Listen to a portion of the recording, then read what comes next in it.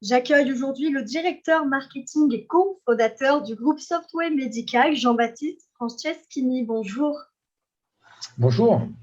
L'entreprise est basée à Fuveau. Elle est spécialiste dans les logiciels dédiés à la e-santé. Elle est numéro 1 en France. Alors déjà, tout simplement, on va commencer par une question peut-être basique, mais qu'est-ce que la e-santé ?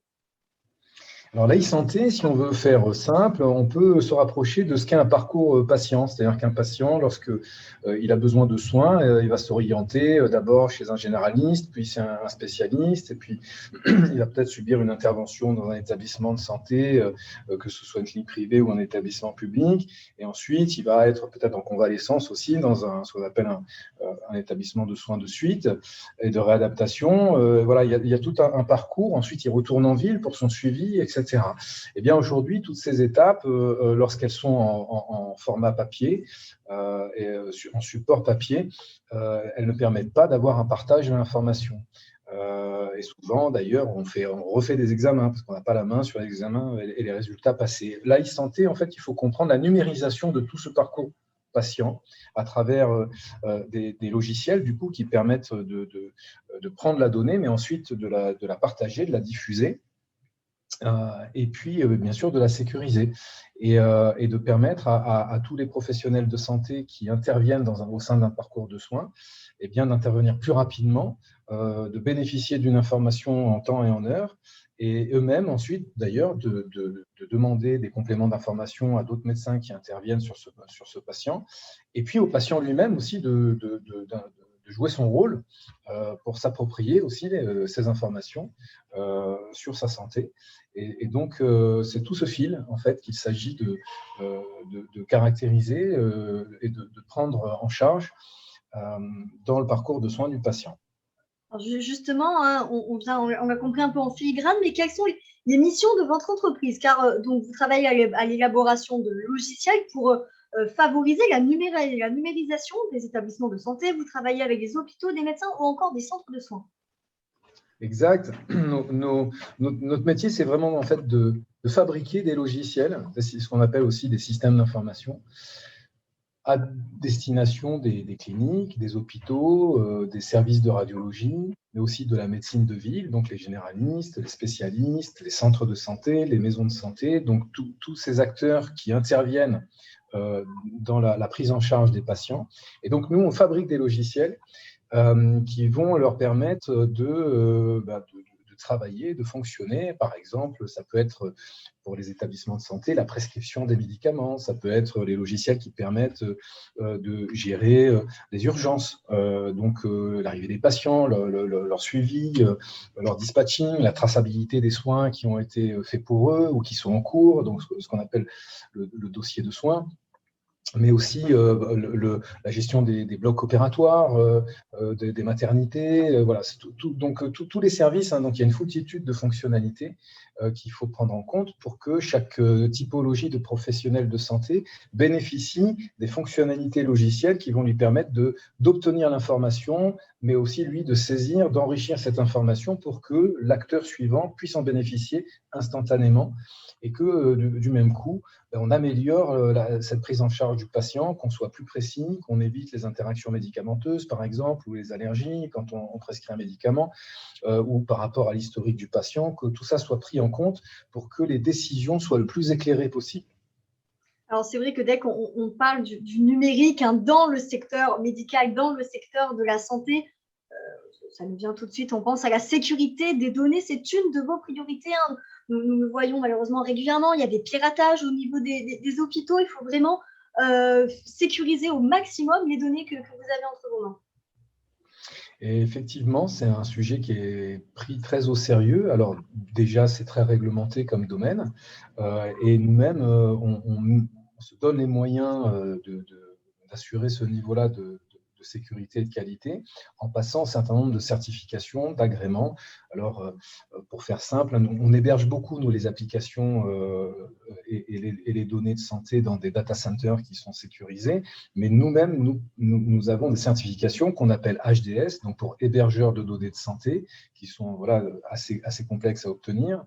mais aussi des normes comme ISO 9001, ISO 27001, ça c'est tout ce qui est sécurisation justement des données.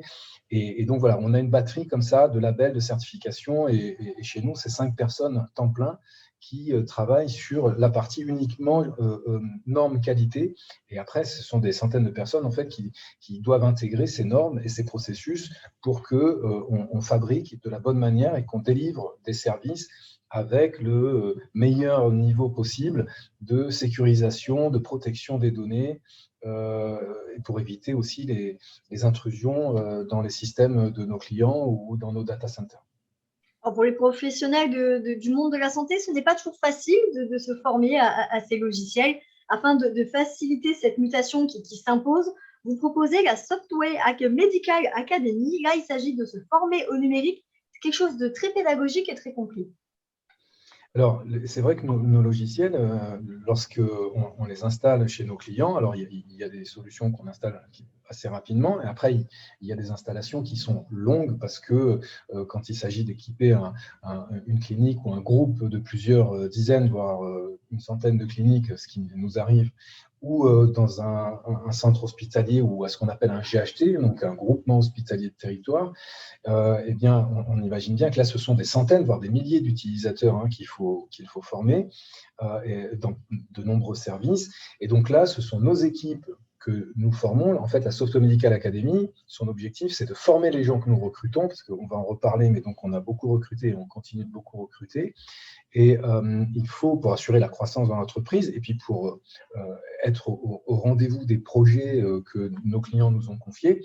Et donc là, il faut qu'on ait des gens qui soient capables d'aller installer et former sur nos logiciels les utilisateurs. Et cette académie-là, et donc, elle a pour vocation, justement, de mettre au bon niveau de compétence nos coéquipiers qui vont aller chez les clients, installer et former sur nos logiciels pour les mettre du coup en autonomie sur nos systèmes d'information. Et donc ce modèle d'académie, son ambition, c'est que sur un processus de 6 mois, et ensuite il y a une formation continue, mais quand on recrute quelqu'un et dans ce qu'on appelle le onboarding, quand il nous rejoint, eh bien, on a un processus très complet où on va l'accompagner pendant 6 mois à demeure avec des cours, des formations et puis un tuteur aussi qui va l'accompagner, y compris après chez des clients pour qu'il voit sur le terrain comment ça se passe. Et puis petit à petit, on va lui transférer des missions, des choses à faire et son rôle va devenir de plus en plus complet jusqu'à le mettre en capacité d'être autonome pour lui-même ensuite accompagner nos clients dans l'utilisation de nos logiciels. Alors justement, vous l'évoquiez, vous recrutez. Quels sont les profils que vous recherchez? Alors, on va dire qu'il y a des profils de tout type, mais on va en retenir 2, puisqu'on a quand même là depuis plusieurs années, on recrute plus de 100 personnes par an. L'an passé, c'était 150 personnes et sur 2022, on recrute 200 personnes. Et donc, on est à ce jour 750, donc je vous laisse faire le compte. Mais effectivement, c'est un vrai sujet d'aller recruter ces profils, donc de leur donner envie de nous rejoindre.